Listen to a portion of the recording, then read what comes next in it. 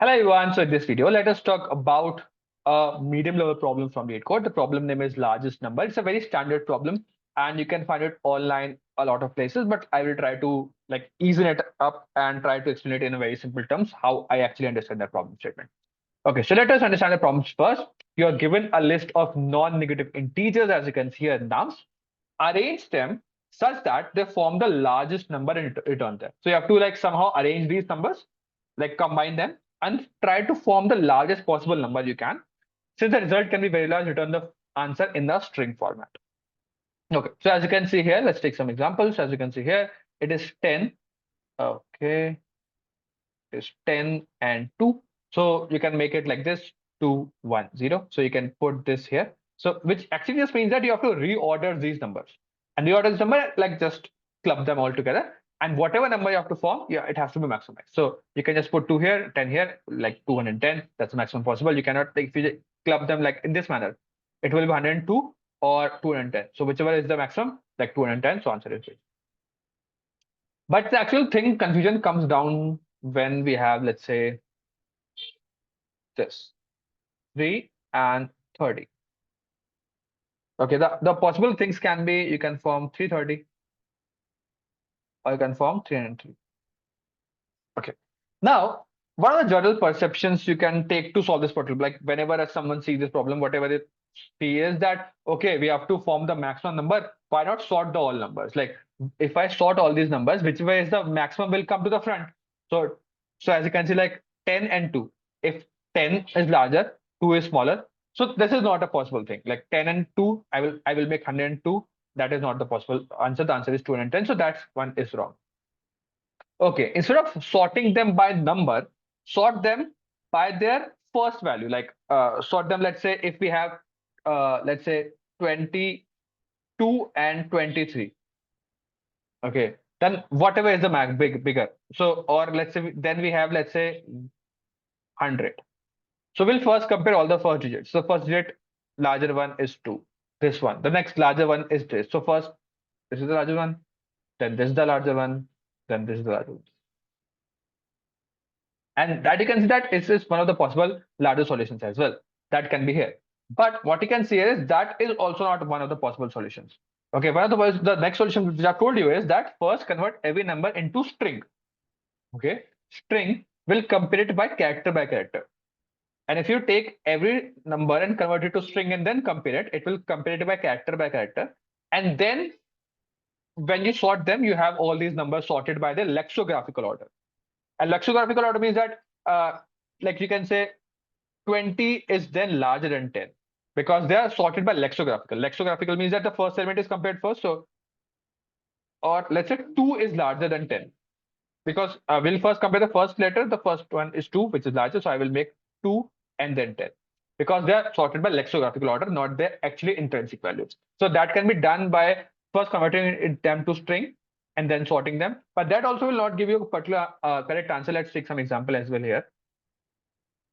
So the thing is that if I take 3 and 30, convert it to string first, and if I sort, so 3 and 30, I will first put 3 and then 30.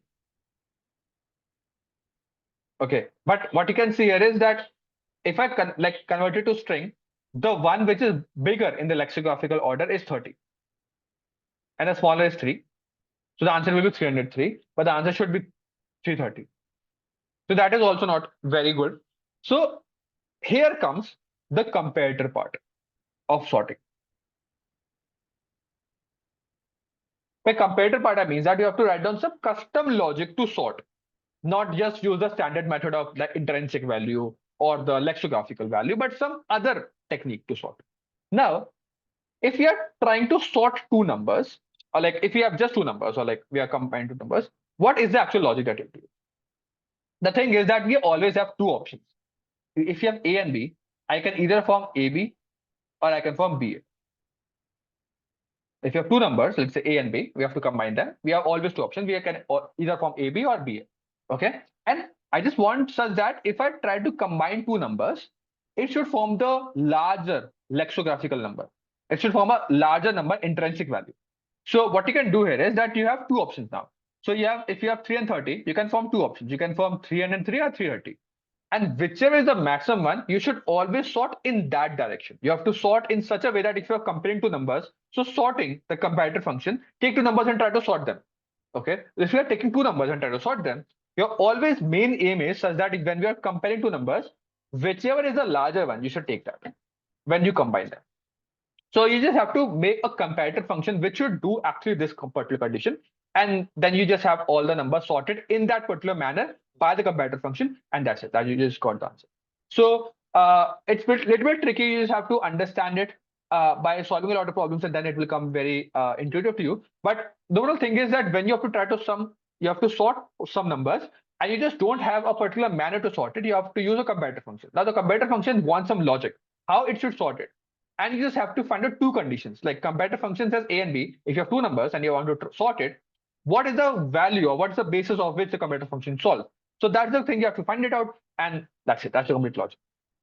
So what we have done here is that we have to use the sort function to sort the numbers in this array, but we have to use a comparator function. So the comparator function should be a static function, so you are using a static bool because it will always return a bool that whether I should switch or flip these two numbers int A and B or not. So what we'll do is that we'll first convert A and B to string. We'll form the two possible string, it is AB or BA, and check out whether which one is larger. If the one that we have, that is AB, is larger, then the answer is okay. Then like don't switch it. If the other one is smaller, like the other one is larger, switch it. That can be returned here. And after that, when we got the answer from the sort function will automatically sort it according to this comparator function rule. And then we just have got the answer. So just like club all these numbers together to form a single string, and that's got that. Now there's a very strange, not a very strange, but like a very strange, typical edge case here. Let's talk about that here. What we have written. So the code should be ending here. That we have got all the answer, that by taking all these strings, like taking all these numbers, combining all of them, and find the answer. But let's say we have all these numbers as 0. We have 0 and 0. So if we combine all these zeros together, it will always be forming like this because it should form a string. It should form a string of zeros. But if it will form a string of zeros, it should always be 0 only. It should not be a like 0, 0, 0, 0 like this. So it should form a 0 only. So if the complete string is all zeros, then it should only boils down to a single 0. So we just are checking here is that after clubbing all these numbers to form a single bigger number that is here in the form of string, if it is all zeros, then print out only 1 0. So you can check here. That's what we have done.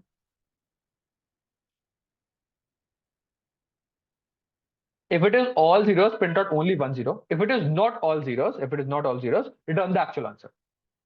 This for loop is only for that purpose only. That's it. And the logic boils down to here itself. Sort it and combine all these particular numbers inside a string. Okay. If that is one very edge case that we have to also handle.